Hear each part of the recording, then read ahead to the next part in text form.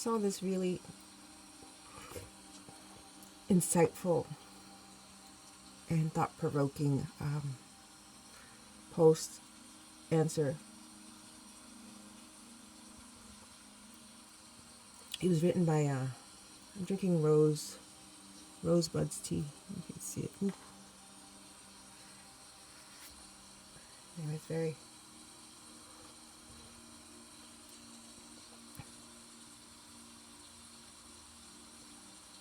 soothing. I read somewhere that rose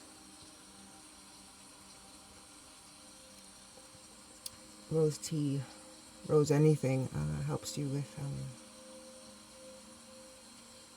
inflammation, which is what the carpal tunnel is. So this is written by an INTJ male. On Quora. Since I don't have I didn't ask for specific permission to share his name, but I did share it on my page, or the INTJ introvert playbook page. What is it like to have strong intuition? Having a strong intuition has its very heavy pros and cons. Whichever outweighs each other, that's entirely subjective and built to interpretation. Pros. Your gut feeling is often always right. It's as if God himself is whispering to you all the answers on the exam paper. You sometimes have no idea how you derived to such a wild conclusion, but it turns out to be dead-eye accurate. Your intuition is your subconscious working too fast for your consciousness to comprehend. You see a fan of possibilities. Using your intuition extensively and intensively allows you to see a vast amount of outcomes stack amongst each other. You're able to see future order consequences, and you're able to make accurate, informed decisions, avoiding many mishaps. It's like you're reading into the future. You're likely to be extensively intelligent on the Jungian type spectrum. The top half of the giftedness table are all intuitive types, and above the gifted, IQ 130 plus, 70.72% of all males and 76.25% of all females are intuitives. Your imagination takes you places. Imagination is something that many people lose throughout late childhood. However, highly intuitive people retain it because their imagination is their main thinking drive force and serves to be incredibly useful. Imagination paints the world in color. You seem to find incredibly hidden connections, patterns, and invisible meanings everywhere. It's as if there is always a hidden purpose or agenda stuck in every crevice you seem to come across. You find yourself deducing and deriving pieces of information from there. You're always reading in between the lines, in which nobody can seem to see, and more connections can be drawn, reinforcing your conclusions. You seem to be able to view things at angles other people can't seem to. Cons.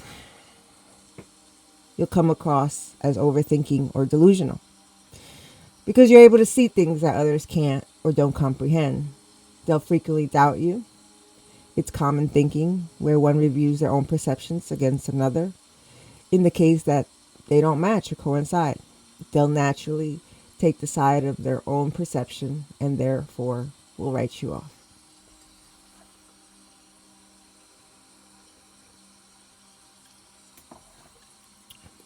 You may develop a vast array of phobias. Seeing future order consequences and potential threats don't just make you aware, you learn to fully comprehend danger and its potential consequences, possibly leading to many fears. Examples: envisioning the possibility of drawing and undertaking its causes will lead to aquaphobia. You're not easily understood, ranging to being highly misunderstood. This is a common problem among highly intuitive people correlated with high IQ individuals. Your communication greatly differs from the average, allowing you to understand incredibly abstract ideas, which others can't. Thus, intellectual wavelengths vastly differ. There's not much mutual grounding, leading to either misinterpretation or incomprehension. You sometimes do overthink, completely unrelated to the first point, because the first refers to difference in insight, but more towards the second. Highly intuitive people tend to flood their mind with information. It can be too much to internalize and keep up with, leading to incredibly messy thoughts and, to an extent, major inaccuracy. All things must be kept in moderation. Overcomplication kills. You develop many metaphysical problems. Contrary to popular belief, intuition doesn't simply solve problems, it introduces new ones or even redevelops current ones. You'll tend to contemplate many things not common to others and may fall into existential, Machiavellian, or even nihilistic crises.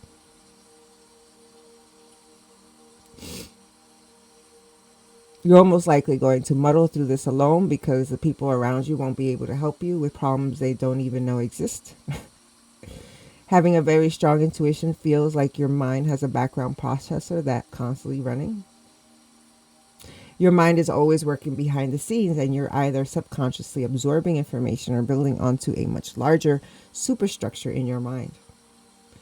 Intuition often acts like a sixth sense. It's much like a real life cheat code scripted into your mind that's constantly telling you things that you would have otherwise missed. It's like a second net that is dragging behind your first, always catching things you fail to.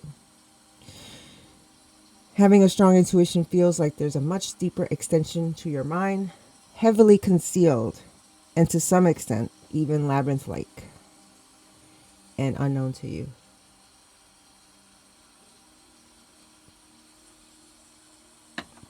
It often remains as dark, peerless void in which unknown conclusions come from. You tend to question how you derive at such answers, and you often find your logical sense battling it. You begin to lose out to your own thoughts, and you begin questioning yourself. And this deep intuition of yours almost seems like it's another separate entity from you altogether. It's forever telling you that you're wrong, and whenever you refuse to listen to it, it eventually emerges on top.